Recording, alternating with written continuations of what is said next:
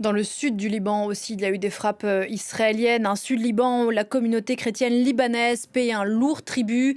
La mort cette semaine d'un prêtre touché par une frappe a beaucoup choqué. Écoutez, depuis Beyrouth, Serge Berberi. Dans plusieurs villages chrétiens de cette frontière, justement, beaucoup refusent de partir malgré les bombardements, malgré la proximité immédiate donc, de la frontière israélienne. Dans la localité de Klaïa, les habitants répètent, vous savez, la même chose. Nous resterons. Le village chrétien de Klaïa, vous savez, il surplombe une vaste plaine qui sépare le Liban d'Israël.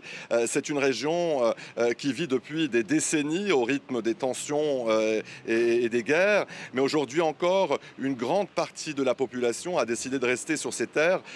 Certains habitants disent qu'ils ont déjà traversé plusieurs conflits et qu'ils refusent d'abandonner leur maison, d'abandonner leur village. Mais la guerre a frappé cette communauté. Vous savez, le curé d'un village a été tué cette semaine par des tirs d'artillerie israéliens. Ces funérailles ont eu lieu hier.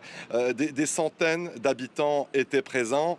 On a vu des images de visages fermés, mais une population, en tout cas chrétienne, sur place, déterminée. Pour beaucoup, la mort de ce curé est devenue un symbole, un prêtre resté auprès de sa communauté jusqu'au bout. Le pape Léon XIV a d'ailleurs rendu hommage à ce curé, mais vous savez, au-delà de l'émotion, cet épisode révèle aussi une autre réalité. Dans plusieurs villages chrétiens du sud du Liban, les habitants redoutent que la guerre ne finisse par vider leur région.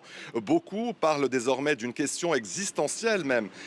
Quitter leur village pour ces habitants, eh bien, ce serait aussi risquer de voir disparaître une présence chrétienne ancienne de plusieurs siècles dans cette zone frontalière où l'armée israélienne occuperait désormais au moins 18 positions en territoire libanais.